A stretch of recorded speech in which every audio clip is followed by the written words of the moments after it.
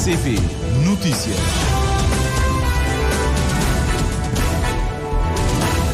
Relógio a marcar 13 horas em Cabo Verde, Jornal da Tarde da RCV, edição para esta segunda-feira. Abrimos com os títulos. Boa tarde. A Associação de Agricultores do Colonato de Tarrafal, aqui em Santiago, aponta uma série de dificuldades na preparação da nova campanha agrícola e propõe a criação de um banco de sementes. A PICV considera que a população da Brava vive num quadro de depressão coletiva por causa dos transportes e não acredita que o atual governo consiga resolver o problema. Voos entre o leste asiático e a Europa estão cada vez mais longos, caros e imprevisíveis devido aos conflitos que levam ao encerramento de espaços aéreos.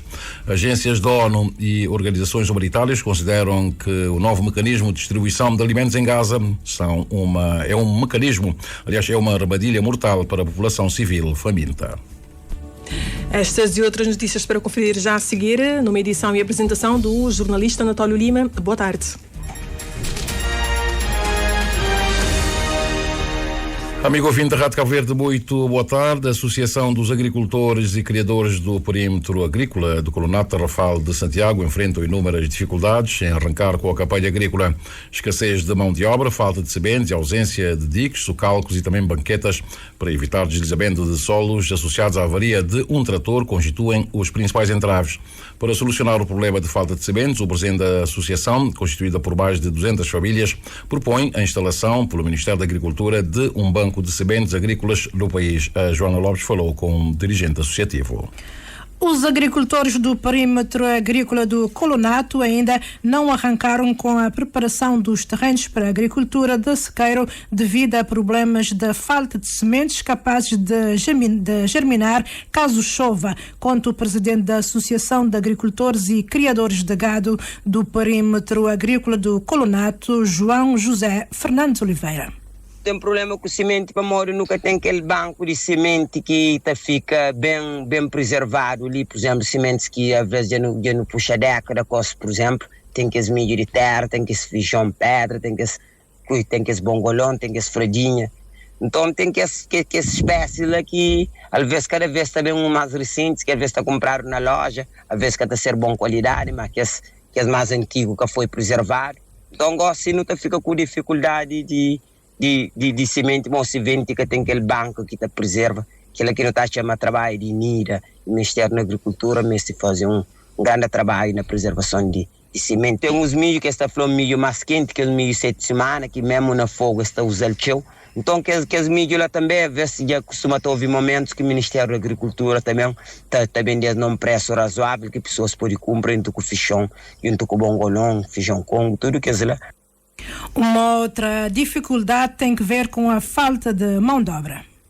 A maior dificuldade que parece recentemente é aquela saída de jovem em massa para a Europa, que era mão de obra que não está usava para trabalhar.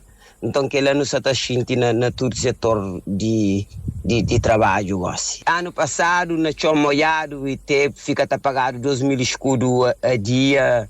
E o começa a 7, 8, também 4 ou 5. Ela depende, tem pessoas mais flexíveis, tem pessoas um bocadinho mais rígidas. Tem 1.500, tem estágios que paga. A ausência de trabalhos de correção de solos para evitar escoamento de terras é uma outra dificuldade agravada com a avaria no trator para desbravar terreno, que neste momento encontra-se inoperante, explica o presidente João Oliveira. Não tem um trator que não recebeu ali, foi em doação dentro de um programa que se tinha lá, tem uns 10 a 12 anos, que não recebeu um trator lá, mas aquele trator tem um problema no motor, que tem falta de capa, de segmento, de junta.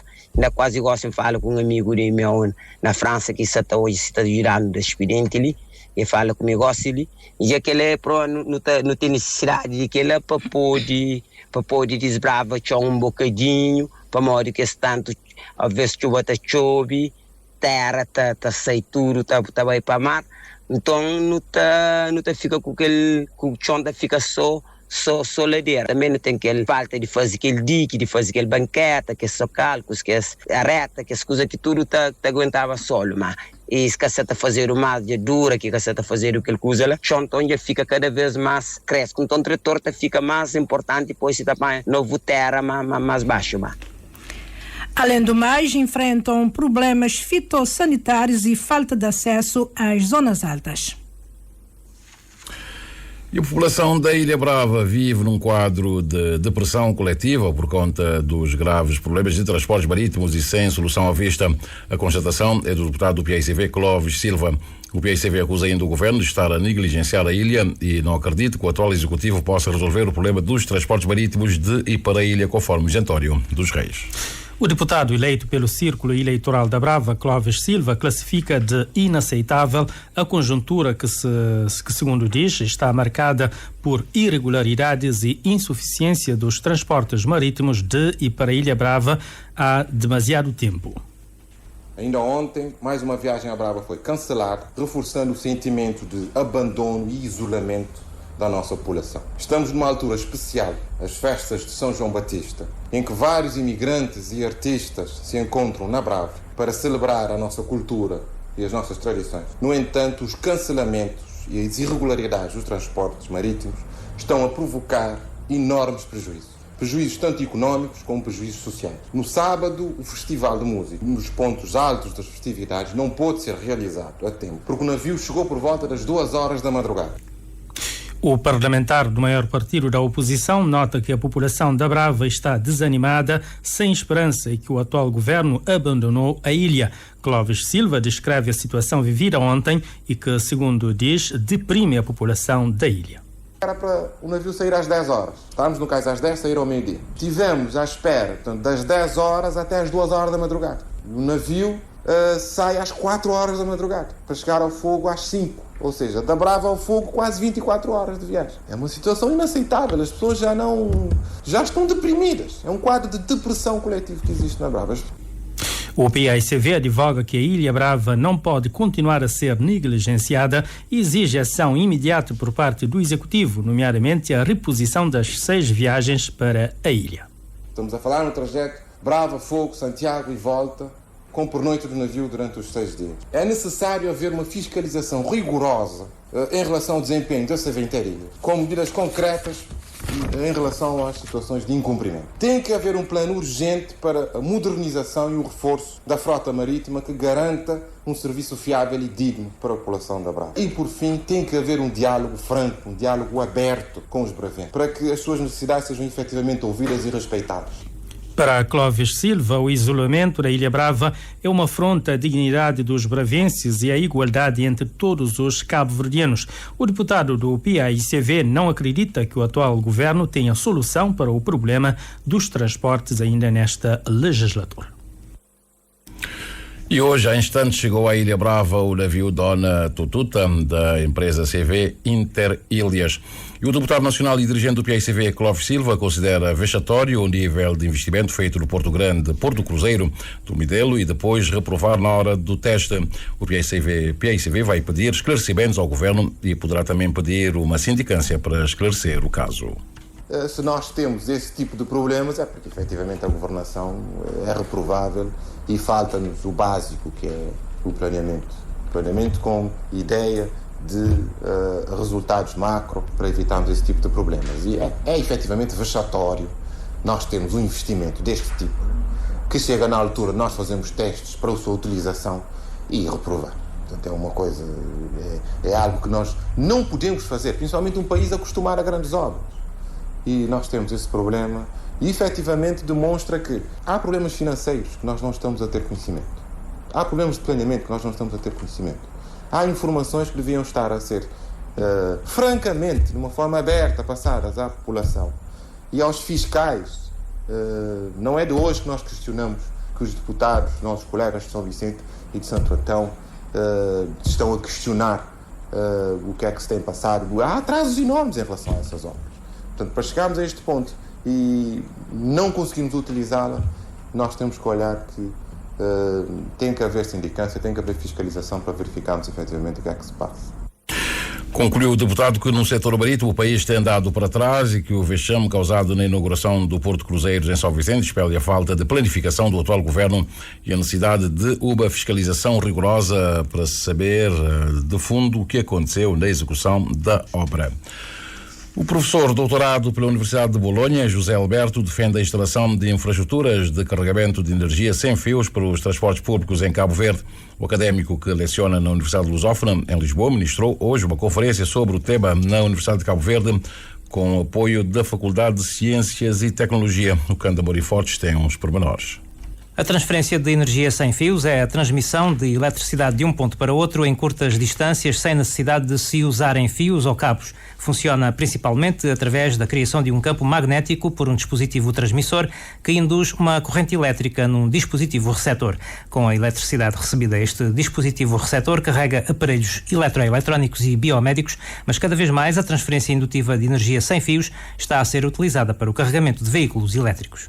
Carregar dispositivos domésticos, como telemóveis, computadores, pequenos eletrodomésticos. Também para aplicações biomédicas, está-se a usar muito de dispositivos médicos implantados ou sobre a pele, que podem ser carregados ou energizados sem fios, ou seja, à distância. E agora, cada vez mais, está a ser aplicada ao carregamento de veículos elétricos. Relativamente aos veículos elétricos, é importante, como não há a necessidade de haver contacto, que muitas vezes o contacto pode sofrer problemas com umidades, chuvas, poeiras, algum contacto pode falhar, pode partir, os cabos podem se danificar, não é?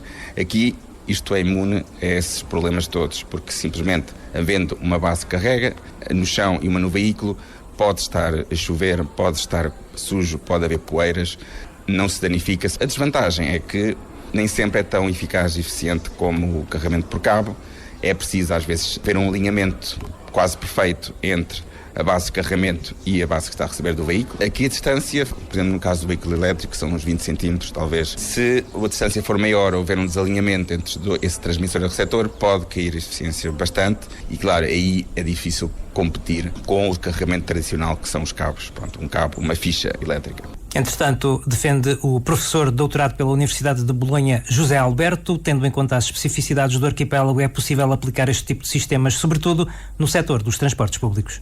Estas infraestruturas de carregamento têm a vantagem de não ser preciso um cabo, com problemas que pode ter um cabo de contacto, ligar, desligar. Aqui o carregamento é feito sem fios, portanto o veículo pode simplesmente estacionar num certo sítio e carregar automaticamente, sem haver esses problemas de contacto. Em Cabo Verde, lá está, do que eu conheço, pronto, já tinha vindo cá há 10 anos e voltei agora, realmente nota-se um progresso muito grande, um avanço muito grande. Cabo Verde, tendo uma rede elétrica, que é uma rede de uma ilha, que é diferente de estar num continente, tem todos os problemas que tem uma rede de uma ilha. Já sei que estão a ser feitos muitos esforços para a transição energética, para passar energias combustíveis fósseis para energias verdes, e aqui pode ser aplicado porque também, como sendo uma rede elétrica mais pequena, será mais fácil também implementar este tipo de sistemas, porque também havendo, se calhar, menos quantidade de transportes, acho que mais facilmente se pode introduzir um autocarro elétrico, dispositivos de carregamento sem fios para, por exemplo, transportes públicos. Seria bastante, acho que é bastante possível de implementar este tipo de situação, por exemplo, fazendo uma linha da cidade da praia, que é alimentada exclusivamente sem fios eletricamente.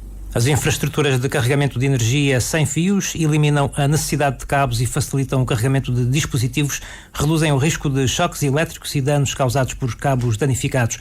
Em princípio, podem manter-se em bom estado de conservação por mais de 10 anos e têm menos custos na manutenção. Professor, a defender então o carregamento de autocarros com energia sem fios, particularmente então para se aplicar esta tecnologia no transporte público de passageiros aqui em Cabo Verde. E o Ministro da Modernização do Estado e da Administração Pública, Eurico Monteiro, enfatizou hoje a importância do setor enquanto entidade que fornece os subsídios para a fundamentação estratégica das políticas públicas. O tema, sugere Eurico Monteiro, deve servir de bota à reflexão em torno da 4ª Semana da Função Pública que arranca hoje. Uma iniciativa que ocorre numa altura em que algumas reformas estruturantes para o setor estão em curso, destaca o governante.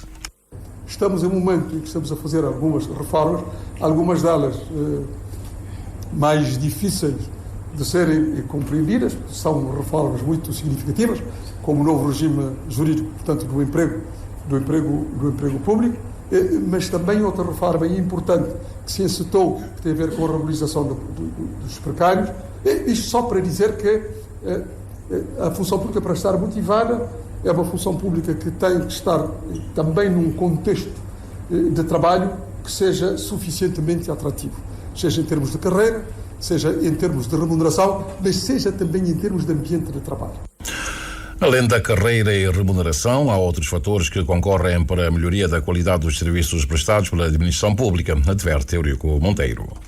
Já vi gente, às vezes, com um bom salário, gente até com boa posição, portanto, na carreira, que prefere mudar de lugar por causa do ambiente do trabalho, do relacionamento que muitas vezes a chefia não sabe estabelecer com os seus subordinados.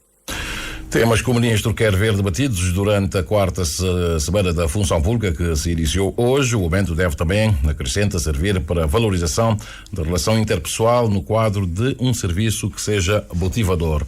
E os supervisores de transporte, agentes comunitários e guardas do pré-escolar participaram de uma palestra motivacional organizada pela autarquia praense, com o objetivo de reforçar as competências dos profissionais que lidam com o público infantil.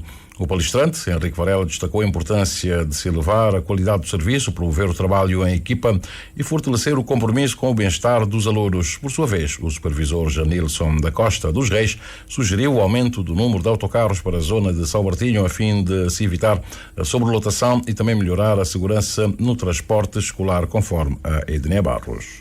O encontro, sob o lema Construindo um Novo Caminho, o valor da mudança e do compromisso, contou com uma conversa aberta conduzida pelo sociólogo Henrique Varela, que destacou a importância da autoestima e da persistência no relacionamento com o público. Que todo e qualquer trabalhador precisa de uma dose de motivação, de autoestima e também, sobretudo, de ter a persistência no tratamento com o público.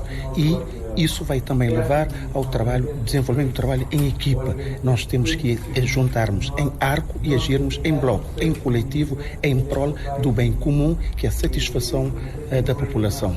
E o utente precisa sempre ser bem tratado, ser bem servido e ter um serviço de qualidade com toda a eficiência, toda a competência e o profissionalismo que todos os profissionais devem ter. Segundo Luísa Andrade, técnica da Direção da Educação da Câmara Municipal da Praia, trata-se de uma iniciativa para reforçar a qualidade do serviço prestado à comunidade escolar. Capacitar-se de maneira a saber o que está fala com as crianças, o que está e ter um perfil melhor para trabalhar com eles.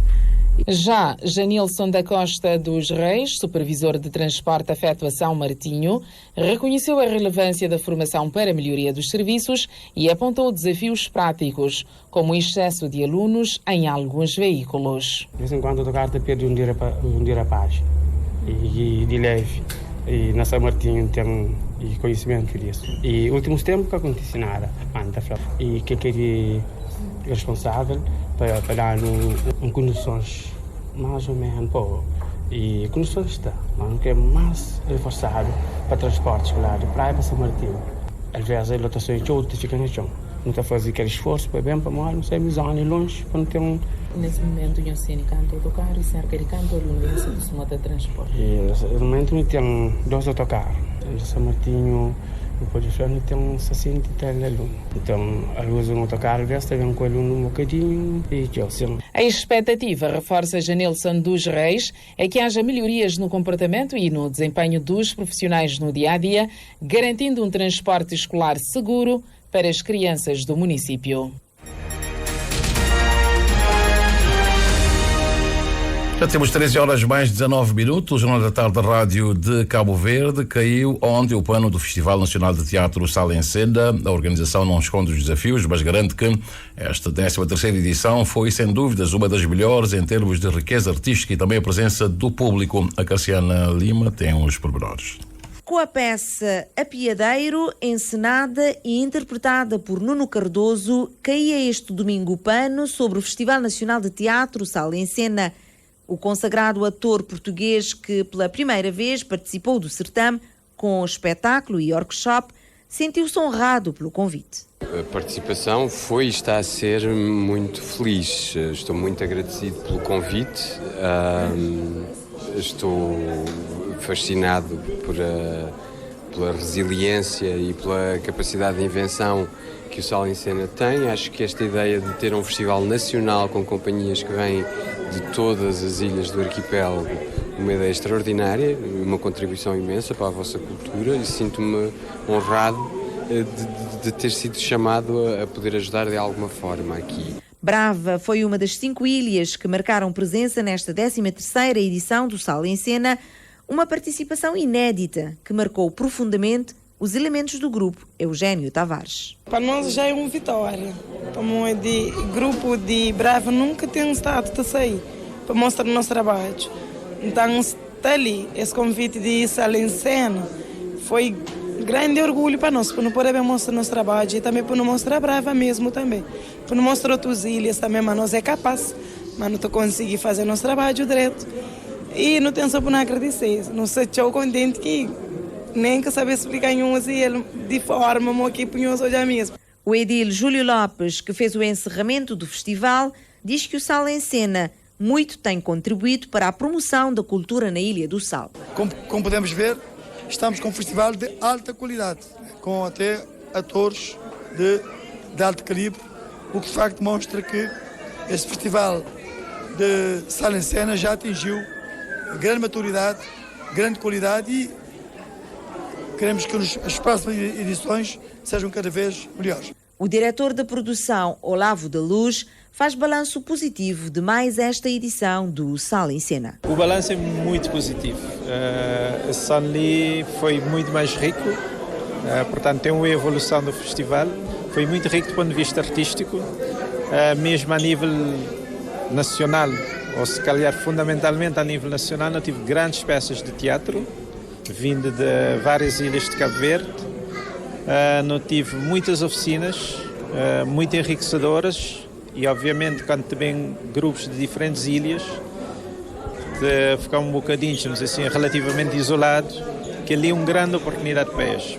Levar as pessoas ao teatro continua sendo o grande desafio, mas a organização do Sal em Cena não tem dúvidas de que este 13º festival foi um dos melhores em termos da presença do público.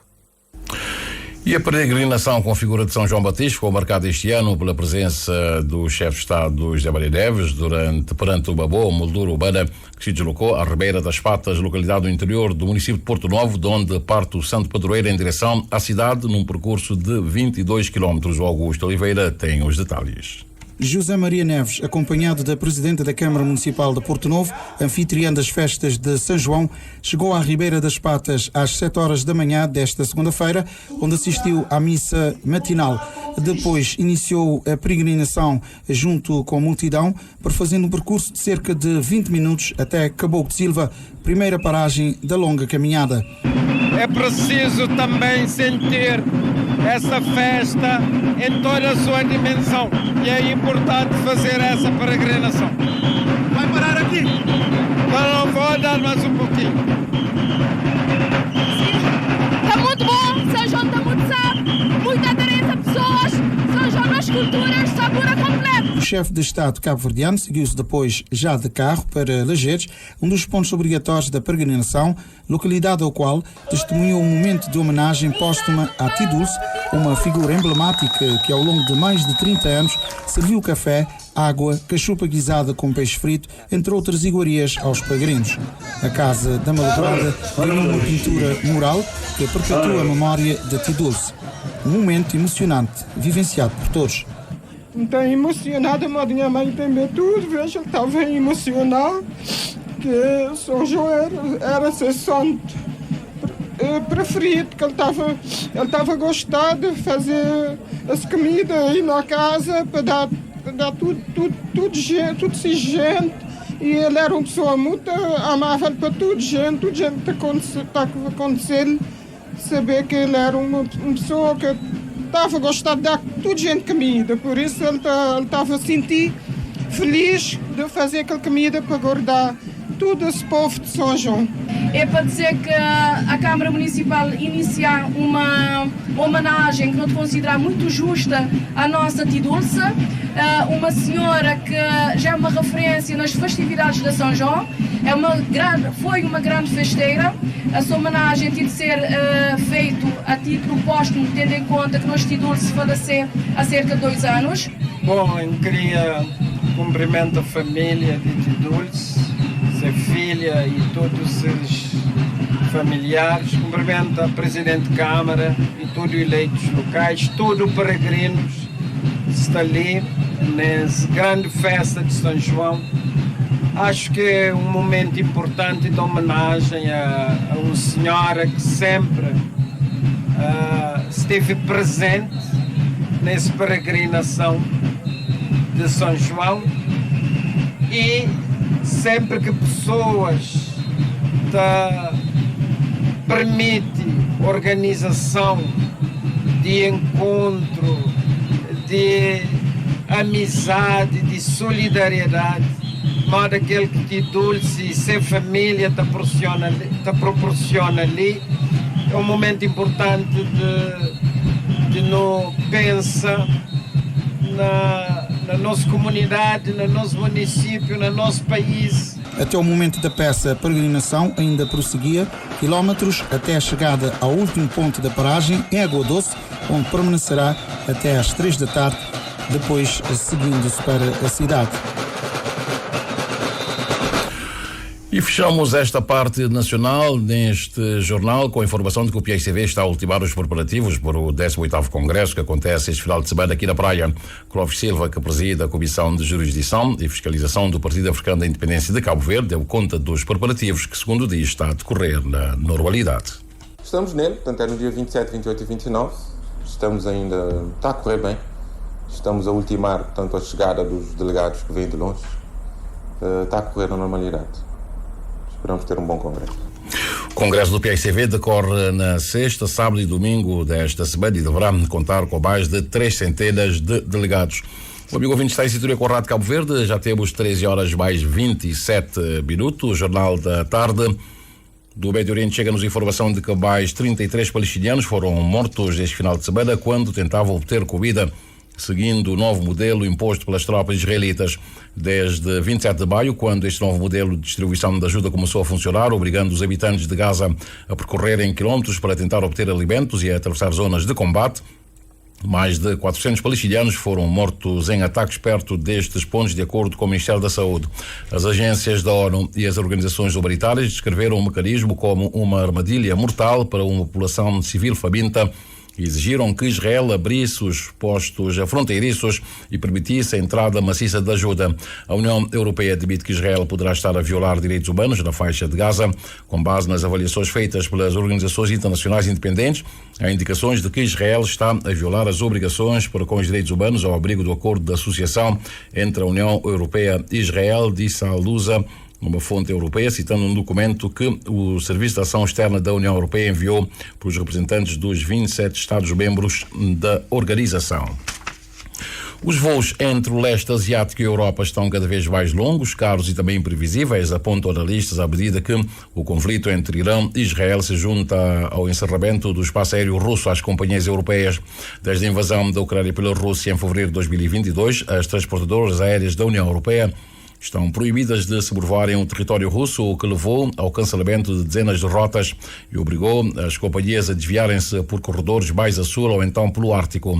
No caso das ligações com o leste da Ásia, o impacto traduz-se em acréscimos de até 4 horas de voo, consumo extra de combustível e, consequentemente, aumento nos custos operacionais e também nos preços dos bilhetes. Nos últimos dias, a intensificação do conflito entre Israel e o Irão, com o apoio do militar dos Estados Unidos da América, agravou a situação, levando à suspensão de voos sobre o Irão, Iraque, Síria e também Israel. Várias companhias ajustaram as rotas ou cancelaram ligações para a região, citando razões de segurança. Com os principais corredores aéreos bloqueados, a norte e a sul, os voos entre cidades importantes asiáticas e europeias passam agora por vias mais estreitas, sobrevoando países da Ásia Central, como a Turquia ou então a Península Arábica. A dependência desses corredores aumenta a pressão sobre os controlos de tráfego aéreo e torna qualquer perturbação local numa ameaça ao fluxo global. A Agência Europeia para a Segurança da Aviação, que mantém atualizações regulares sobre as zonas de exclusão aérea, alertou que a situação permanece volátil com o risco de novos encerramentos ou incidentes inesperados.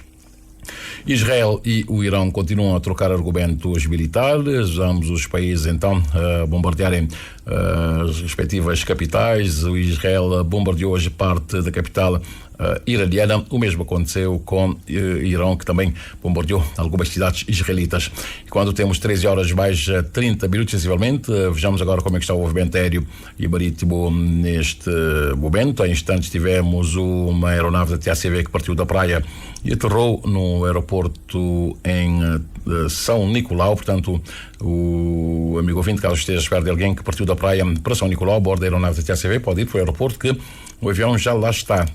De São Vicente partiu há instantes um aparelho da TAP, vai para Lisboa, aterragem prevista na capital portuguesa às 6 horas mais 33 minutos. E da Ilha do Sal apareceu uma novidade, pelo menos no nosso terminal aqui, uma aeronave da empresa Eletra Airways, uma empresa búlgara que fez um voo charter de uma cidade marroquina para a Ilha do Sal e está neste momento a fazer o percurso inverso de Cabo Verde, então, para Marrocos. Pela via marítima não temos nenhum ferry a navegar neste momento. O Dom Tututa, conforme já aqui dissemos, está neste momento no Porto de Furna, na Ilha Brava. Os demais estão no Porto Grande, em São Vicente. Falemos agora do movimento das marés, bem como nos dizem as tabelas solunares em relação aos melhores momentos para a pesca, além de outras informações. Para esta segunda-feira, 23 de junho, entramos já num solstício de verão do hemisfério norte, o que marca o início do verão. No hemisfério norte, o sol despontou às 6 horas, 6 minutos e 2 segundos e o pôr do sol será às 19 horas, 6 minutos e 38 segundos. A lua está na fase minguante, depois da manhã teremos lua nova.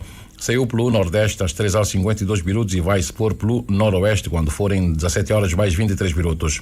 A primeira baixa-mar do dia aconteceu às 10 horas e 38 e a seguinte será às 22 horas mais 52 minutos. E a primeira pré-mar do dia aconteceu às 4 horas e 25 minutos e a seguinte será às 16 horas mais 45 minutos. Os dados apontam que hoje pode ser um bom dia para pescar, sendo o melhor momento que resta do dia, das 22 horas e 7 minutos até às 24 horas e 7 minutos. Para amanhã, terça-feira, a primeira baixa-mar será às 11 horas e 34 minutos e a seguinte às 23 mais 40 minutos. E a primeira pré-mar amanhã será às 5 horas e 19 minutos e a seguinte às 17 horas e 41 minutos. Em relação à pesca, amanhã, terça-feira, as previsões indicam que amanhã poderá ser um excelente dia, sendo os melhores momentos das 10 horas e 41 minutos até às 12 e 41, ou então mira das 23 horas e 13 minutos até à 1 hora e 13 minutos. Já temos 1 da tarde mais 32 minutos. Recordemos os títulos. Dissemos que a Associação de Agricultores de Colunate Tarrafal aponta uma série de dificuldades na preparação da nova campanha agrícola e propõe a criação de um banco de sementes. A PICV considera que a população da Brava vive num quadro de depressão coletiva por causa dos transportes e não acredito que o atual governo consiga resolver o problema. Voos entre o leste asiático e a Europa cada vez mais caros, longos e imprevisíveis devido aos conflitos que levam ao encerramento de espaços aéreos. Agências da ONU e organizações humanitárias consideram o novo mecanismo de distribuição de alimentos em Gaza como uma armadilha mortal para uma população civil faminta. Tudo dito nesta edição do Jornal da Tarde, com o Anatólio Lima. Os títulos estarão de regresso às 14 com José António dos Reis.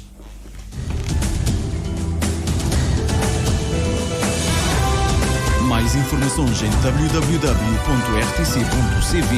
e na aplicação RTC Mobile. RCV, o rigor da notícia e o melhor da informação a cada hora.